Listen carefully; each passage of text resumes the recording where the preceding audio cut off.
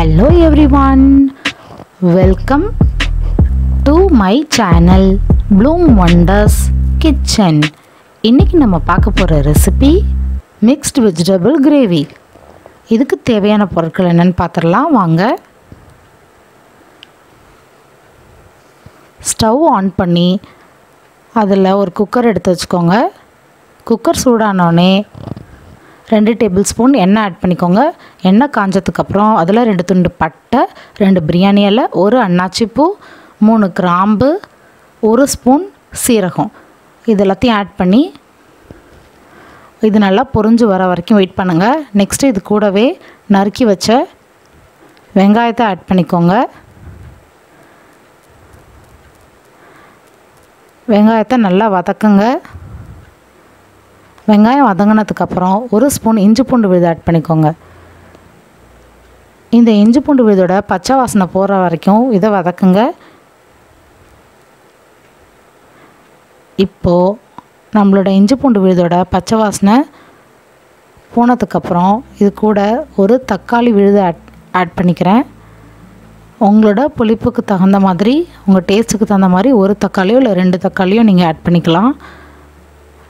Next தக்காளி வதங்கினதுக்கப்புறம் காய் ஆட் பண்ணிக்கலாம். 1 கப் கேரட் ஆட் பண்ணிக்கிறேன். 1 கப் பீன்ஸு, ஒரு சின்ன உருளைக்கிழங்கு,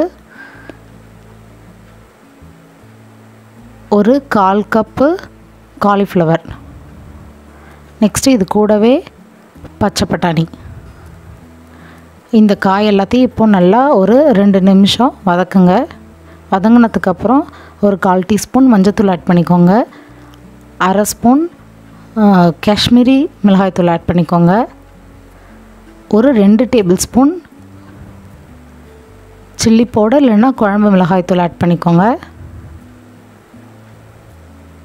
நெக்ஸ்ட்டு இது கூடவே ஒரு 1/2 ஸ்பூன் சீரகத்தூள்,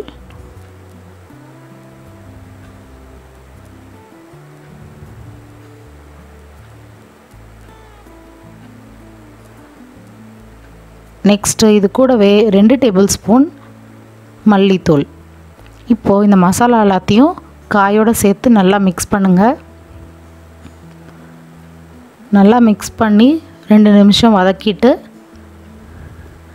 இப்போது காய் வேகிறதுக்கு தேவையான அளவு தண்ணி ஆட் பண்ணிக்கோங்க. கொஞ்சம் கல்லுப்பு ஆட் பண்ணிக்கிறேன்.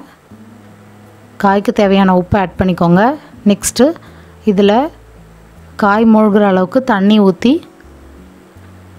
வேக வைங்க. இப்போ நமக்கு தேவையான தண்ணியை ஆட் பண்ணியாச்சு. ஒரு 2 நிமிஷம் மூடி போட்டு கொதிக்க விடுங்க. நல்லா கொதி வந்ததுக்கப்புறம் நீங்கள்